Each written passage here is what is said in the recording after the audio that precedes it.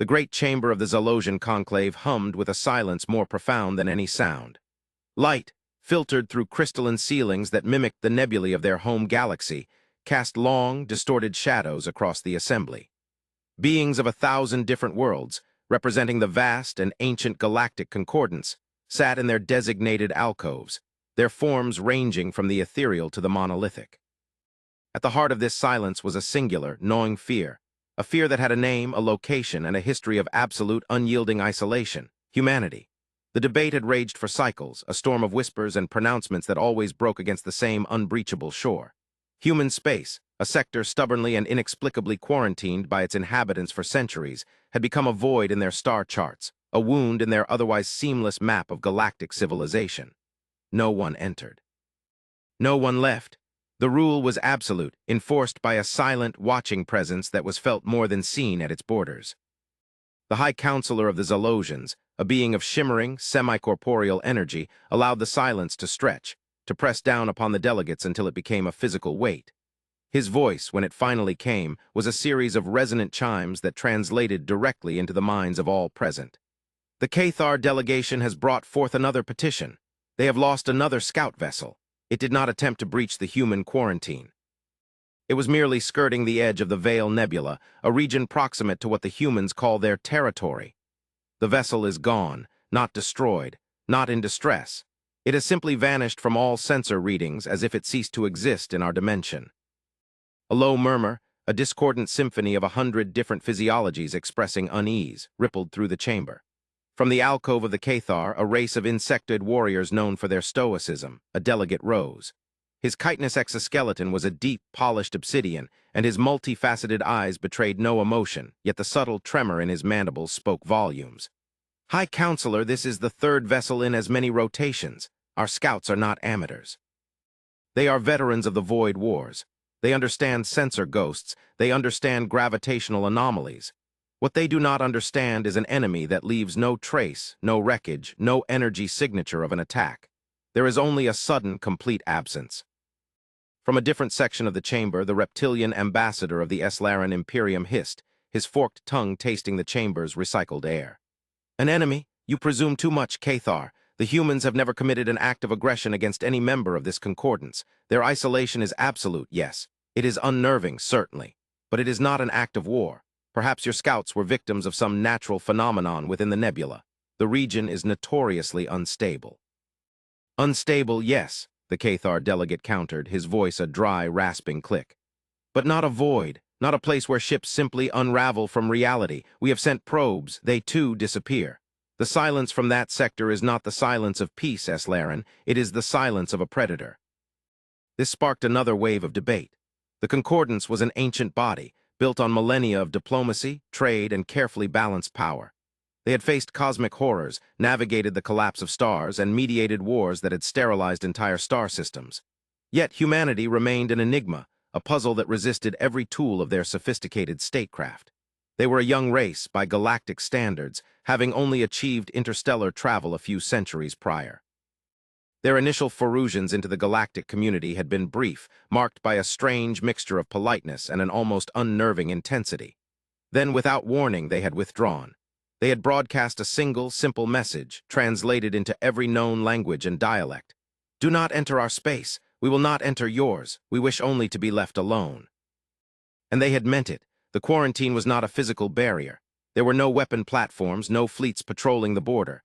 There was only nothing. A profound and unnerving emptiness where sensors failed and probes went silent. It was a territory defined not by its contents, but by its absolute refusal to be known. This, more than any overt threat, was what terrified the Concordance. Power that was displayed could be measured. It could be countered. But power that was so absolute it required no display at all was a thing of nightmares.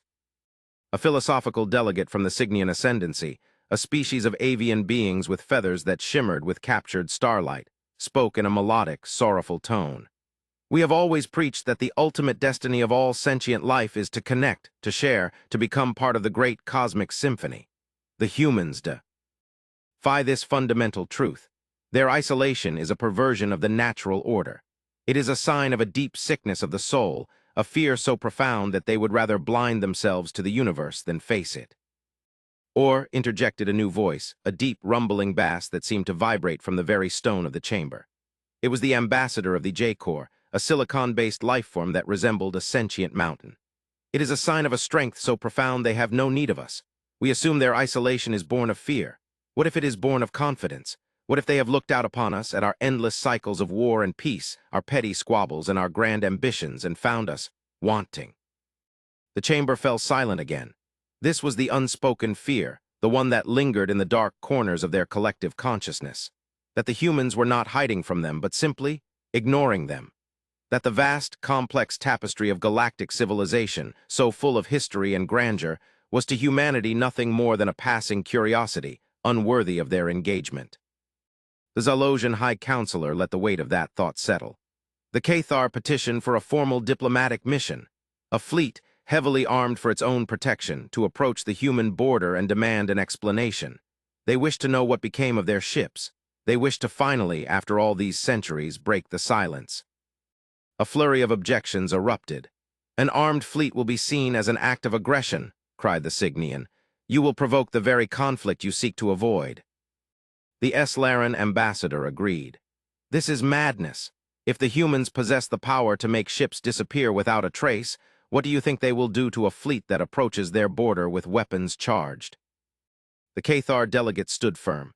"We will not fire unless fired upon, but we will not go into the dark unarmed. For too long we have allowed this fear of the unknown to paralyze us. We are the Galactic Concordance. Our mandate is to maintain peace and order, to seek understanding. The silence of humanity has become a source of instability. It breeds paranoia. It fuels rumor and fear. It must end. We must know what lies behind that veil."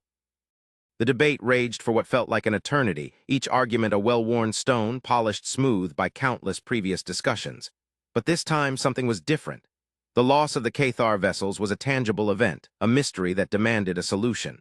The fear, once a nebulous and philosophical concern, had now taken on a sharp, practical edge. Ships were vanishing.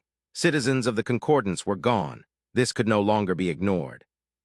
Finally, a consensus was reached, a compromise forged from the competing fires of fear and duty. A single vessel would be sent, not a warship, but a diplomatic cruiser, the Starchaser, the flagship of the Concordance's diplomatic corps. It would be crewed by a carefully selected delegation, representing a cross-section of the major species. It would carry no overt weapons, its shields would be powered down on approach, and its mission would be one of peaceful inquiry. The Cathar would be part of the delegation, as would the S-Larans, the Cygnians, and the J-Corps. The Zalosian High Counselor himself would lead the mission, a gesture of the utmost gravity. They would go to the edge of human space, and they would ask. They would broadcast their intentions, their peaceful purpose, and they would wait for a response. The journey to the border was a somber affair. The Starchaser was a magnificent vessel, a testament to the collective genius of the Concordance. Its hulls were grand, its technology seamless, its comfort absolute. But a palpable tension hung in the recycled air, a quiet dread that no environmental system could scrub away. The delegates spent their time in study, reviewing the scant data they had on humanity. The information was centuries out of date, compiled from those brief, early encounters. Humans were described as a bipedal species of remarkable adaptability and startling emotional range. They possessed a deep capacity for both creation and destruction. Their art was said to be hauntingly beautiful, their history a brutal litany of self-inflicted violence. They were a paradox, a species of poets and warriors, philosophers and killers. As the Starchaser neared the coordinates of the human border, the ship's advanced sensors began to behave erratically. It was not a jamming signal, not an interference field that they could analyze. It was more like a thinning of reality. Data streams would become corrupted, then clear. Long-range scans would return images of impossible geometries, of starfields that did not exist, before resolving back into the familiar starscape. It was as if the very fabric of spacetime was being subtly warped, made uncertain. The ship's captain, a veteran S-Laren with scales the color of burnished gold, addressed the High Counselor on the bridge. "We are approaching the quarantine line, High Counselor. The space ahead, it feels wrong. My instruments cannot make sense of it. It is as if the laws of physics are suggestions rather than rules." The Zalosian High Counselor, his form a calm, steady glow in the dim light of the bridge, floated before the main view screen. "Proceed, Captain. Hold our position precisely at the border. Do not cross. Power down all non-essential systems. Broadcast the diplomatic message on all frequencies." The message was sent, a carefully crafted plea for communication, for understanding. It detailed the disappearance of the Cathar ships, expressed the Concordance's concern, and formally requested a dialogue. It was a message of peace, of respect, of a hand extended in fellowship across a chasm of silence. They waited. The minutes stretched into hours. The view screen showed nothing but the stardusted blackness of empty space. There were no ships, no stations, no indication that this border was anything more than an arbitrary line on a map. And yet the feeling of being watched was overwhelming. It was a cold, clinical pressure on the mind, a sense of being observed, analyzed, and judged by an intelligence that was utterly alien. The Cathar delegate standing beside the High Counselor felt a growing sense of dread. They will not answer. They are a void. They will simply erase us as they did our scouts. Patience, Ambassador, the High Counselor chimed, his tone serene. Fear is a poor counselor. And then something happened, not on the view screen but within the ship. A voice. It was not broadcast over the comms system. It was simply there in the minds of every being on the bridge, perfectly translated, calm, and impossibly clear. This is human diplomatic vessel Solitude. We have received your message. You are at the edge of our sovereign territory. State your intentions clearly. A wave of shock and relief washed over the bridge crew. They had a response, a calm, professional, and utterly unexpected response. The High Counselor gathered his thoughts, composing his reply with the same mental projection. This is High Counselor Xylos of the Galactic Concordance aboard the diplomatic vessel Starchaser. Our intentions are as stated in our message. Peaceful inquiry. Several of our vessels have disappeared in this region. We seek information and a dialogue to prevent further such incidents. We mean you no harm. There was a pause, a moment of silence that felt as long as the journey itself. The delegates held their collective breaths. Then the voice returned, its tone unchanged, still radiating an unnerving calm. We are aware of the vessels you speak of. They were not destroyed. They were contained. They crossed into a region of space that is under our protection. Their crews are alive and unharmed. They are being held in stasis, pending a resolution to this situation. The Cathar ambassador let out a sharp, clicking sound of disbelief. Contained, held in stasis. By what right do you seize Concordance vessels? The human voice replied without a hint of defensiveness or aggression. By the right of self-preservation. The space they entered is not empty. It is sensitive. Their presence posed a significant risk. We chose the most humane option available to us, containment without harm. This was a revelation that sent another shockwave through the assembled delegates. Not only had the humans not destroyed the ships, they had gone to extraordinary lengths to preserve the lives of the crews. This was not the act of a hostile, predatory power. This was something else entirely. The High Counselor chose his words carefully. We appreciate the preservation of our citizens' lives, but their seizure is a violation of galactic law. We ask for their immediate return and for an explanation of this sensitive region of space. Why is this sector so heavily guarded? Another pause, the silence stretched, and the feeling of being analyzed intensified. The delegates on the bridge exchanged uneasy glances. They were in uncharted territory now, both literally and diplomatically. Then the view screen flickered. The starfield dissolved, replaced by a new image. It was not a view of a human as they had expected. It was a live feed, a visual representation of the space directly in front of the Starchaser, and it was no longer empty. A ship had appeared, but ship was an inadequate word.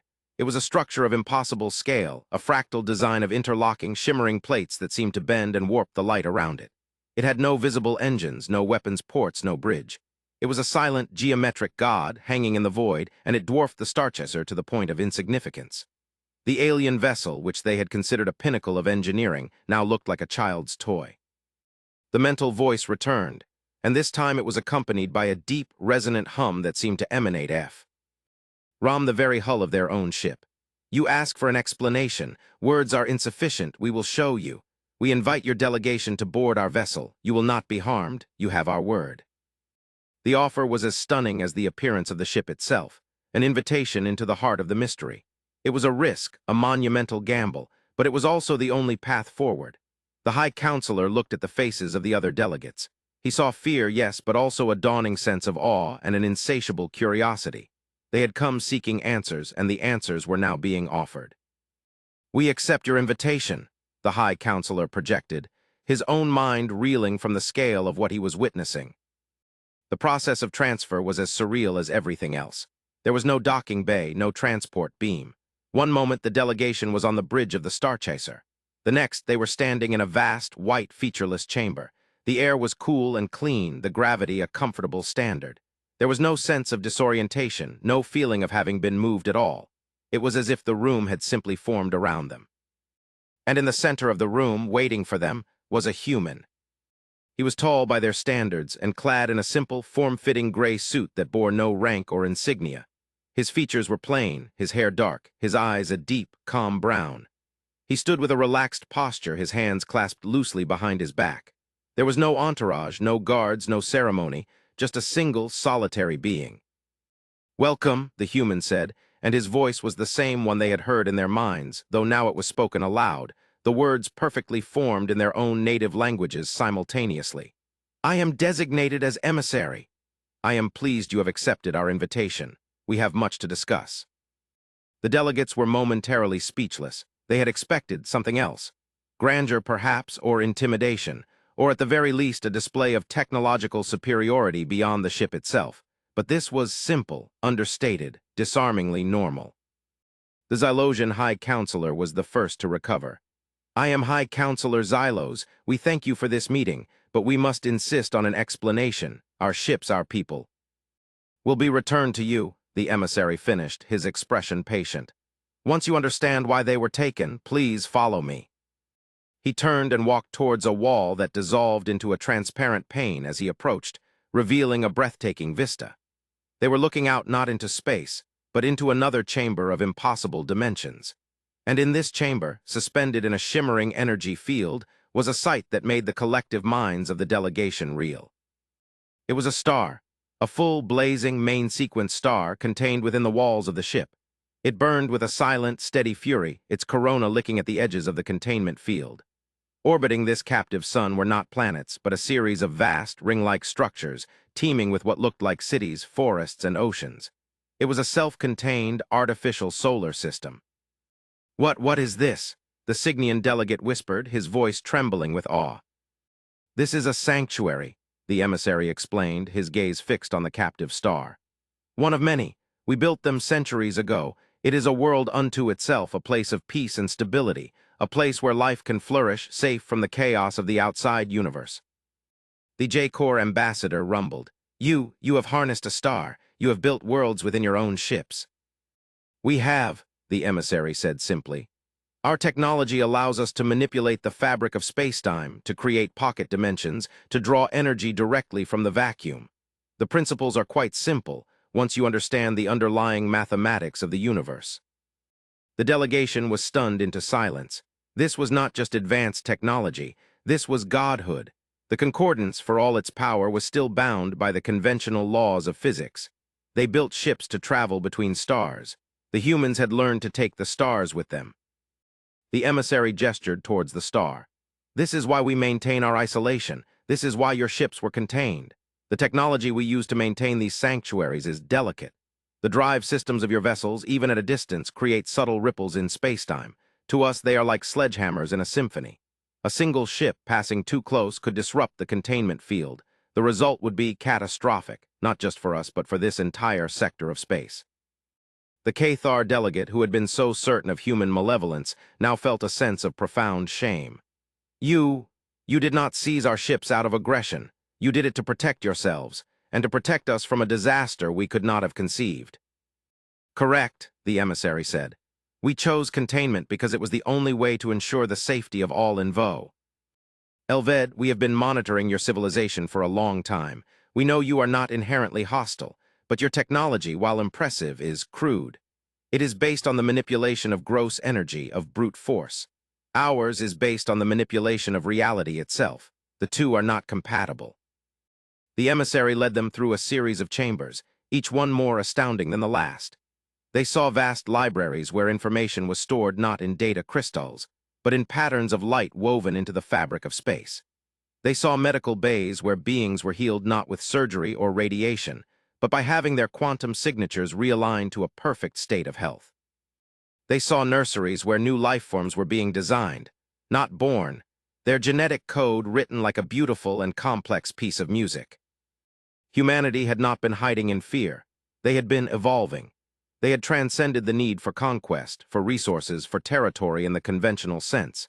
They had become a civilization of artists, of engineers of reality, of shepherds of stars. In a chamber that seemed to be a nexus of the ship's consciousness, the emissary paused before a swirling vortex of light. We understand your desire for connection, for community. It is a noble instinct, but we have seen the path that the galaxy is on. We have analyzed your histories, your conflicts, your philosophies. You are caught in a cycle of expansion and entropy. You build empires and they fall. You discover new technologies and you use them to build more efficient weapons. You seek peace, but you prepare for war. It is a pattern that has repeated for 1,000,000 years. The Eslaran ambassador hissed, a note of defensiveness in his tone. And you believe you are above this cycle. We have not risen above it, the emissary said, his voice imbued with a deep and ancient sadness. We have stepped aside from it. We saw the inevitable outcome of that path, and we chose a different one. We chose to turn our focus inward, not outward, to perfect our own existence, to create a stable, sustainable civilization that does not depend on the consumption of the galaxy. We chose to become gardeners, not conquerors. He then showed them the reason for their quarantine, a reason that went far beyond the delicacy of their technology. He brought them to an observatory, but the telescope did not look out at the stars. It looked inward at a quantum representation of the universe. It was a swirling, chaotic sea of probabilities, of potential timelines, of echoes of events that had not yet happened. We do not travel through space in the way you do, the emissary explained. We navigate through probability. We can perceive the echoes of future events, the consequences of actions rippling back through time. It is not a perfect science. The future is not a fixed point, but we can see the shape of things to come. He adjusted the controls, and the swirling vortex of light coalesced into a series of terrifying images. They saw galaxies consumed by a creeping, crystalline entity that devoured all matter and energy. They saw civilizations crumble before a wave of pure weaponized information that drove all sentient life to madness. They saw the stars themselves beginning to wink out, one by one, as a force from beyond the veil of their own universe began to bleed through. These are not certainties, the emissary said, his voice soft but heavy with an unimaginable weight. They are probabilities, threats that are stirring in the great dark between galaxies, threats that your concordance, for all its power, is utterly unprepared to face. Your focus on territorial disputes, on resource acquisition, you are like children squabbling over pebbles on a beach while the tide is coming in. The delegation was silent, their minds struggling to process the sheer scale of the revelation. The political squabbles of the concordance, the mystery of the missing ships, it all seemed so small now, so utterly insignificant. Our isolation, the emissary continued, is not an act of arrogance. It is an act of preservation, not just for us but for you. We are a silent watchtower. We are studying these threats. We are developing the means to counter them. We are preparing for a war that you do not even know is coming. Our quarantine is a shield. It keeps our sensitive technology safe from your disruptive influence, and it keeps you from drawing the attention of these older, larger powers. For now. The pieces clicked into place in the High Counselor's mind. The vanishing ships, the silence, the refusal to engage. It was not fear, it was not arrogance, it was a burden. A terrible, lonely burden that humanity had chosen to bear on its own. They were the silent guardians of the galaxy, protecting their younger, more boisterous siblings from dangers they could not comprehend. Why, the High Counselor finally asked, his chimes a whisper of awe and disbelief. Why would you do this for you? We are nothing to you. The emissary turned away from the terrifying images of the future, and for the first time, a flicker of something that might have been emotion crossed his face. It was a look of profound, weary empathy. Because we were once like you, he said.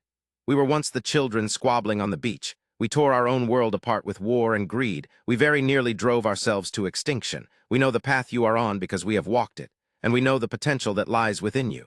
The potential for creation, for compassion, for greatness. You are not yet ready to face what is coming, but one day you will be, and when that day comes, you will not be alone. He then led them to a different part of the sanctuary, a place of quiet contemplation. It was a vast, open space, under an artificial sky that cycled through the colors of a terrestrial sunset. In the center of this space was a simple, unadorned memorial. It was a column of pure, white light, and around it, inscribed in the floor in 1,000 different languages, were names. These are the crews of your ships, the emissary said. "The Cathar scouts. They are, as we told you, alive and in stasis.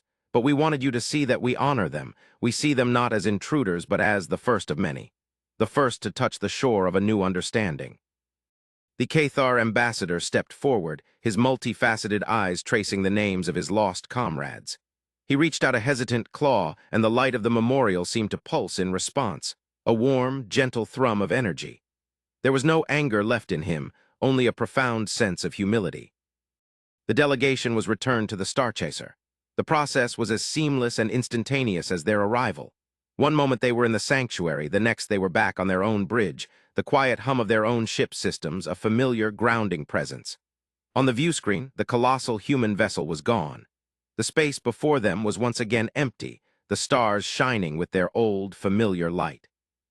A moment later, 3 Cathar scout ships appeared, their systems coming online, their crews slowly awakening from a long, dreamless sleep. The journey back to the heart of the Concordance was even more silent than the journey out. But this was not the silence of fear. It was the silence of awe, of a fundamental reordering of their understanding of the universe.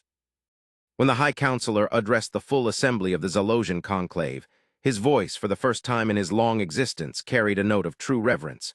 He told them everything. He described the star within the ship, the worlds built in pocket dimensions, the technology that bent reality. He described the coming threats, the cosmic horrors lurking in the void. And he described the calm, patient, and impossibly ancient sadness in the eyes of the human emissary. "We have been wrong," the High Counselor concluded, his resonant chimes filling the vast chamber.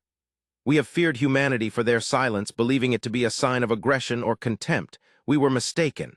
Their silence is the silence of a watchman on the highest tower, his gaze fixed on a distant storm. They have not abandoned the galaxy. They have been protecting it." The chamber was still. The 1,000 delegates, the leaders of 1,000,000 worlds, sat in stunned contemplation. Their universe, which had seemed so large and so well understood, had suddenly become a much bigger and much more frightening place. But it was also, for the first time, a place that held a new kind of hope.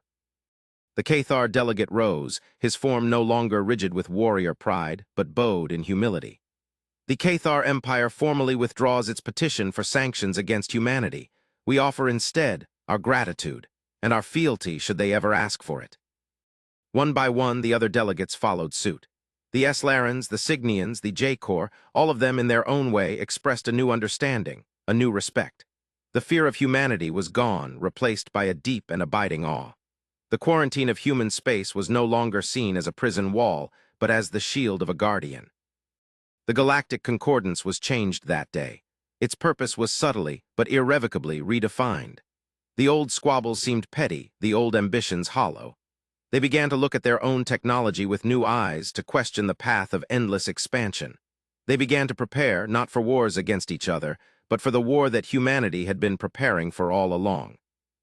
The High Counselor stood before the great window of his private chambers, looking out at the swirling nebula that marked the edge of concordant space. In the distance, unseen but now deeply felt, was the border of human territory. It was no longer a blank space on their maps. It was a promise that when the great tide finally came in, they would not face it alone. And then a new message arrived. It was not a broadcast, not a formal diplomatic communique. It was a single, simple data packet sent directly to the High Counselor's personal terminal.